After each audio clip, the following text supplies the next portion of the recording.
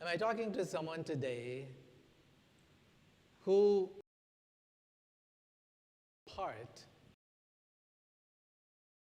in there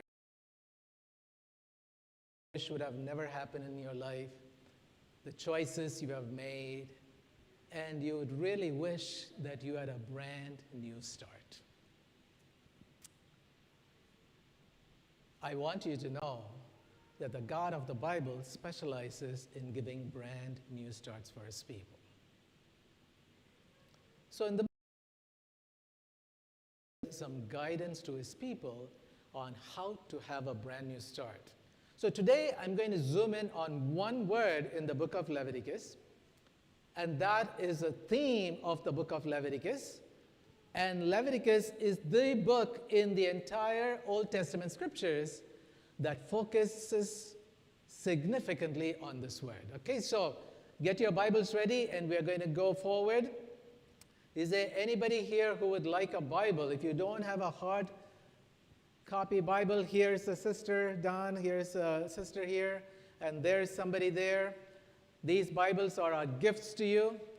Please get these Bibles and take the Bibles, read the Bibles, and be blessed with the Bibles there in the back row, please. Some friends wanting Bibles. Thank you, thank you.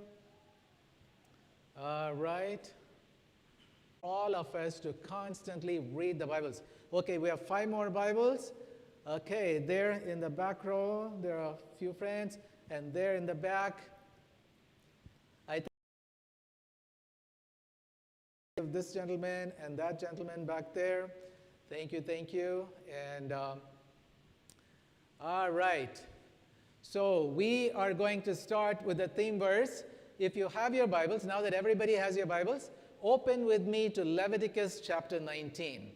So let's go to Leviticus chapter 19, and we will read verses 1 and 2. Say to them, "You shall be holy, for I, the Lord your God, am holy." Many Bible scholars believe that this is a theme verse of Leviticus. You shall be holy because I, the Lord your God, am holy. The question is, when you hear the word holy, what comes to mind? Weird, pure, clean, different? Yeah, have you said, well, I'm not holy? Look at those, acting like the holier than thou. Have you heard that? Yeah, right. But holy, who said holy was different? All right, Jacob is right. In the Hebrew language, the word holy simply says different, unique, separate, set apart. The word that is translated holy for us technically means to cut off, to not be part of. The idea of moral purity, the idea of being clean, these were all ideas that came much later. But when God was talking to his people, and he said, I want you to be holy, God is saying, I want you to be different. The first lesson that we read in Leviticus is holiness is God's call to us to reflect his character. When God says be holy, God is saying, I want. Leviticus chapter 11. Maybe some of us have read through Leviticus 11 once upon a time, and the only time we go to Leviticus 11 is when we want to find out what God says about clean food and unclean meats. But that is not the driver of Leviticus 11. So go with me to Leviticus 11, verses 44 and 45. For I am the Lord your God. Consecrate yourselves, therefore, and be holy. For I am holy. And you shall not make yourselves unclean with any of the swarming things that swarm on the earth. For I am the Lord who brought you up from the land of Egypt to be your God. Thus you shall be holy, for I am holy. Here God is telling his people, even with your eating habits, I want you to be unique.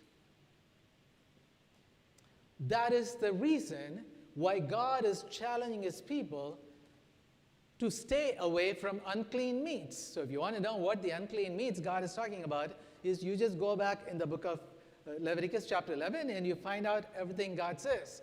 But the reason why God is saying what he is saying is, I want you to be holy. What does that mean? What does that mean? I invite you to be someone. The businessman read through the document that he was supposed to sign. He noticed that there were a few lines there that were not true. And he said to his partner and to the attorney who was working with them, you know, this line is not true. This line is not true. And the partner said, that's okay, nobody will know. This is worth a few $1 million. And the man said, nobody will know but God. And so, I cannot, in good conscience, sign this document. And the partner was so upset. Millions of dollars. A call to reflect the character of God. So every time you read about this awesome God and what kind of a God he is, and God says to you, be holy. God is saying, be like me. Reflect my character in how you live your life. So I invite you to be holy. I invite you to reflect the character of God. Let's go to the second place. Let's go to Leviticus chapter 19, verses 1 and 2. And let's read there, Leviticus 19, 1 and 2. Then, and he prefaces all of that by saying, you shall be holy, because I am holy. Because holiness starts here. Holiness starts here. Holiness starts in the heart. So you can be any place. God is telling his people. You don't have to come to the tabernacle. You can be any place out here in the desert. But wherever you are, you can choose to be distinct. You can choose to be different. You can be a set-apart person. And in this context, God is saying, you choose that in every aspect of your daily life, you holy, it will play a part in the kind of tip I leave for a waiter at the restaurant. If I'm holy, I will treat my spouse a certain way. If I'm holy, I'll treat my siblings a certain way. If I'm holy, my business dealings will be a certain way.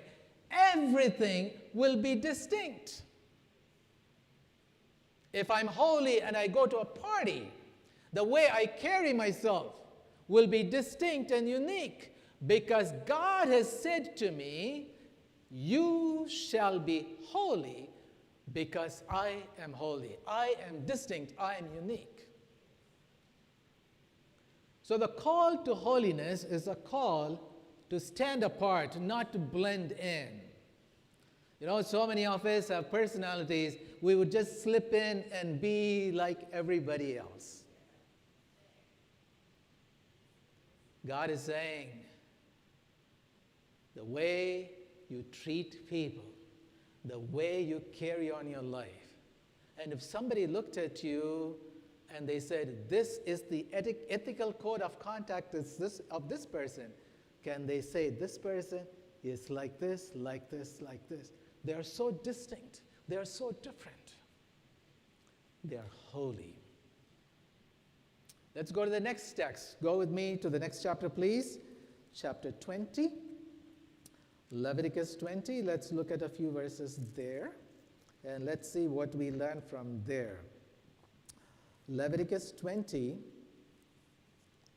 verses there. And let's see what we learn from there. Leviticus 20, verses 7 and 8. You shall consecrate yourself, for I, the Lord your God, for I am the Lord your God. You shall keep my statutes and practice them, for I am the Lord who makes you holy. There is a secret of holiness. God is saying, you want to be holy, you want to be distinct, I will make you holy. So holiness is not surrender, it's not perfection. Rather, holiness is surrender. It is saying, God, I want to be like you. There are so many people, when I talk to people, they'll say, well, I have to fix this, fix this, fix this, fix this, fix this before I come to Jesus. And I say to those people, no, you cannot fix those things. Because in and of yourself, you are not pure, you're filthy. And that is why God is saying here, I am the Lord who makes you holy. I am the Lord who sanctifies you. Holiness starts with me. So you want to be distinct, you want to be different, you come to a place of surrender to me. You know, I sit on a medical board as a minister and an ethics committee member. And one time, a position was being filled. And this committee was looking at a lot of resumes from people, and they chose a few, and they wanted to interview them. And I remember this person, I will call her Sarah. Sarah came to be interviewed by this committee.